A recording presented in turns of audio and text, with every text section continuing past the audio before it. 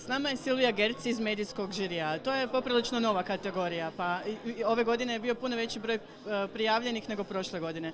Možete mi reći šta to govori o zapravo medijskom tržištu u Hrvatskoj?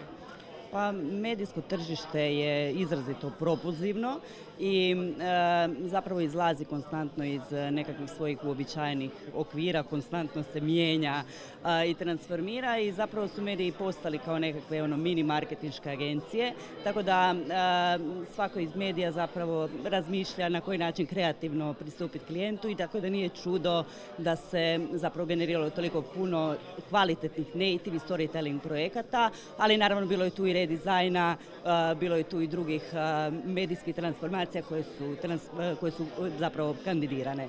I svi su na jako izvrsnoj razini kvalitete. To sam baš htjela pitati, da li je to nešto, da li su ti proizvodi kvalitetom u skladu s nekakvim zapadnim tržištem, ajmo to tako reći, da li smo u toku sa svjetskim tržištem? Pa, apsolutno mogu reći da hrvatsko tržište medijsko drži korak sa inozemnim tržištima.